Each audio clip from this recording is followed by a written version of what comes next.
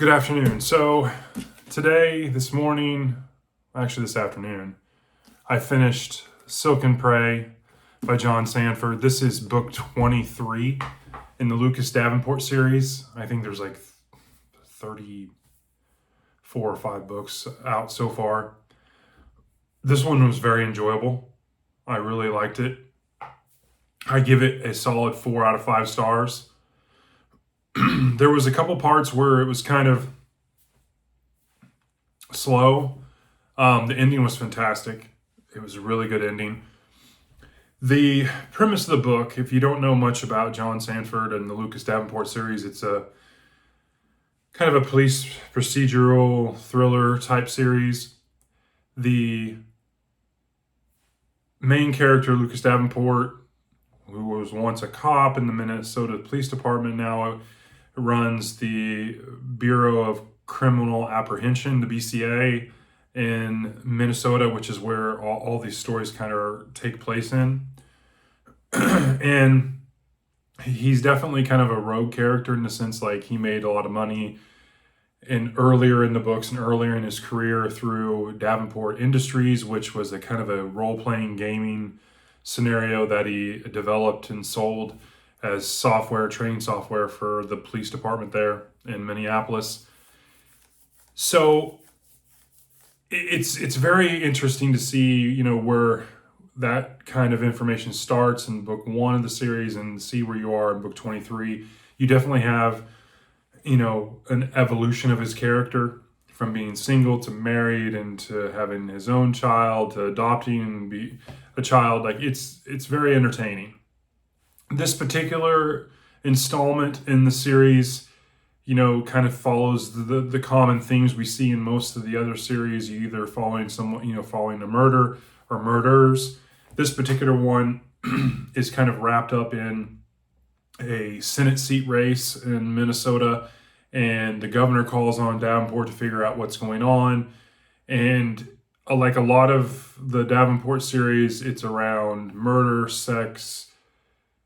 This one is child pornography and how it got on a senator's computer, and it's right near the election, and there's multiple people that are dying, and it's very entertaining.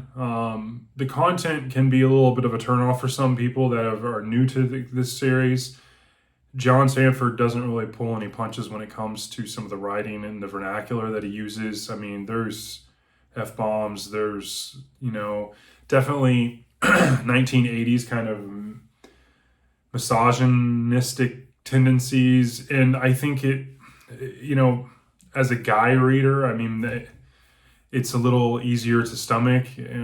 But I do know that there's other people that do like the series that are women who read the series, and, it just depends on your taste. I really definitely enjoy the series. This one definitely was a good one. What kind of sold me to the score of a 4 out of 5, I was leaning more towards like a 3.5. But like most of John Sandford, he's evolved the series to where he has overlap into some other series. And this one particular, and the timing definitely is very good. It dwells into overlaps with Kid and Llewellyn and their involvement, and Kid and Llewellyn being married and how they have their own kid, and then most importantly is you get a little bit of backstory about Llewellyn from the get-go and her childhood at the very end of the book. It's very cool. I really enjoyed that. So that definitely bumped up the score for me in the enjoyment level, especially at the end, because the end of the book, the climax is really good. It definitely leaves on a cliffhanger. Not really a cliffhanger, but it's one of those, it ends open a little bit. And if you read it, you'll see. But I really like the involvement of Kid and Llewellyn. And then, you have your main characters, Dale Capslock, one of the investigators. Then he's talking with Weather, his wife, and then Elle. And then he's definitely using different resources. And then Virgil Flowers plays a little bit of a role here as well in the Virgil Flowers series, which is another spinoff, but it overlaps. And, it's interesting. He's definitely taking, a series and a character that is evolving over time, and he's taken these individual series and overlaid and interweave them in a way where their paths cross, and it's interesting. I like that. I definitely like that a lot about Stephen King's work, and it's definitely something that I like about John Sandford's work.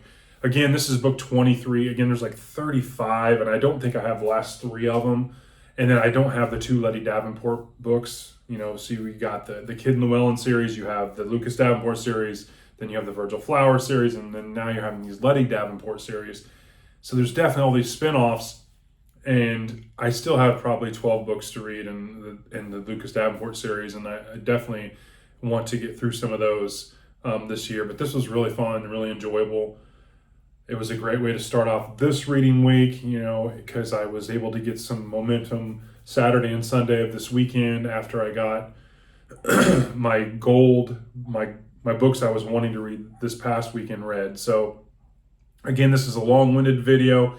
I'm trying to be more concise here, but Silken Prey, book 23 of the Lucas Davenport series, 4 out of 5 stars. Highly recommend this read. Hope you have a great day.